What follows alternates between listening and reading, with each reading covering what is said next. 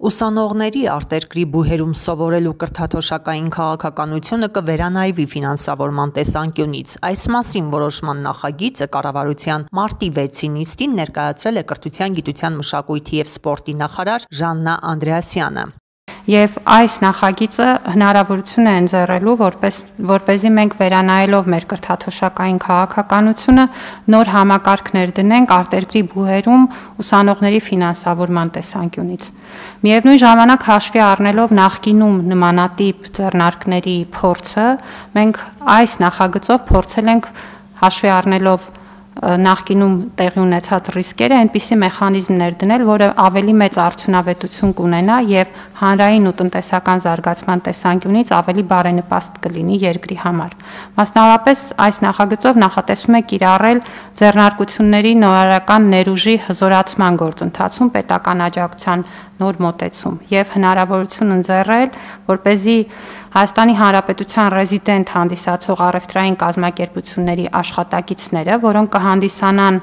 ուսանող օտարերկրյա հեղինակավոր բուհերում եւ սա ասելով մենք նկատի ունենք Շանհայի ռեյտինգավորման համակարգում առաջին 65 բուհերը բակալավրիատի դեպքում եւ առաջին 75 բուհերը մագիստրատուրայի դեպքում եւ այս պարագայում կհամաֆինանսավորենք ուսանողների ուսման վարձը։ Պետք է ասեմ, որ ծրագրի գործելու հիմնական պայման է, որպեսզի սրան մասնակցի մասնավորը, այսինքն առևտրային կազմակերպությունը, որը իդեպ պետք է ունենա առնվազն 100 աշխատող, որպեսզի մեզ համար նաև տեսանելի լինի գործընկերության կայունությունն ու վստահելիությունը, համաֆինանսավորի կրթաթոշակը առնվազն 50%-ով, որից հետո նաև նախատեսվում է, որ պետությունը նույնպես ամեն տարի առավելագույնը 10 միլիոն դրամի չափով մնացորդային գումարի չափով կրթաթոշակ կտրամադրի։ Կարևոր պայման է, որ ուսումնառության ավարտից հետո քաղաքացին պետք է առնվազն 3 տարի համապատասխան մասնագիտությամբ աշխատի կազմակերպությունում, նախատեսված են նաև համապատասխան գործընթացները մեր պատկերացրած ուղղությամբ չգնալու դեպքում որոշակի ֆինանսական հետևանքներ գործատուի համար։ Եվ կարծում ենք, որ այս նախագծի ներդրումը հնարավորություն կտա, որպեսզի մենք մի շարք առանցքային ոլորտներում համալրենք որակյալ կադրերով եւ որոնք էլ նոր գիտելիքներ կներդնեն արտադրական եւ արդյունաբերական գործընթացներում դրանք ավելի արդյունավետ ու արտադրողականության տեսանկյունից բարենպաստ դարձնելով։ Միևնույն ժամանակ այս աշխատակիցների արկայությունը կբերի նաև նոր գիտելիքի կիրառմանը ու փոխանցմանը նաև մյուսներին։ Ինչպես նշեցի, հաշվի ենք առել նախկինում իրականացված տարբեր ծրագրերը, մասնավորապես վերլուծելով կրթաթոշակային այն ծրագրերը, որով մեր ուսանողները հնարավորություն էին ստանում սովորել դրսում,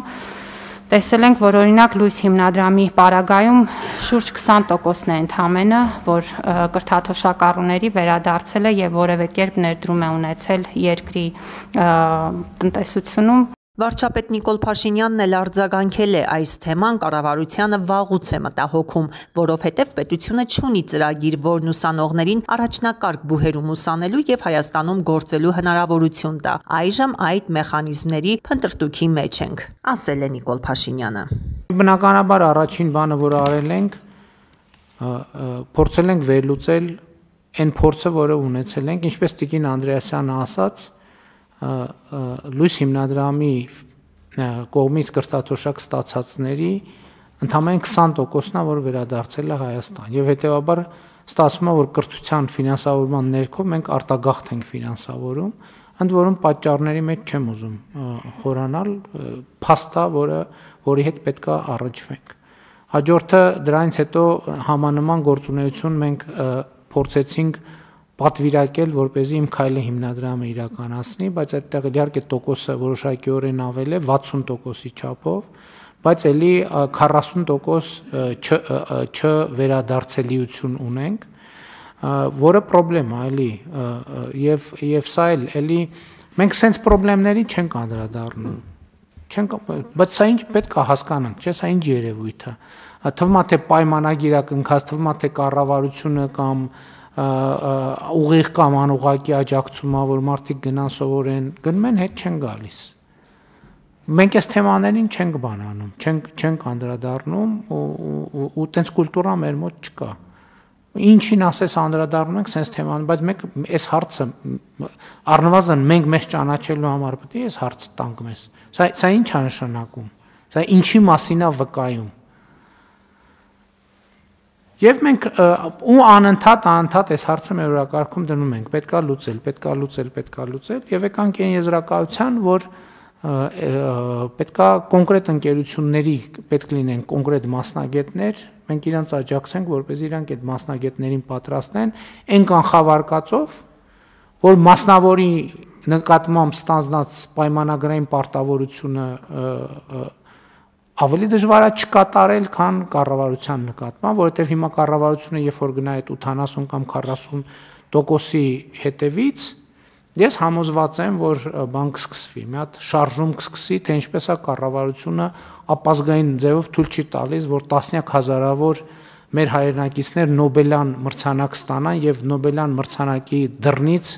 բռնում հետաբերում Հայաստանի Հանրապետություն։ Եվ էլ եմ ասում, ես հասկանում եմ, որ ես անկեղծ ասեմ, այդ թվերը տեսնելիս ուղղակի ջղայնանում եմ։ Ես չգիտեմ ուրիշների ինչ էմոցիա են, ես հասկանում եմ, որ պետքա հանդարտ վերաբերվել, բայց ես չեմ կարող սրան հանդարտ վերաբերվել։ Էլի բանի այդ կենացային տրամաբանությունը, որ սրա հետ դնում ես համեմատում ես, ասում ես, լավ, լսեք, ինչքան կարանք մենք մեզ կեղծենք, ինչքան կարանք կեղծենք, ինչքան խորը կարա լինի կեղծիքը։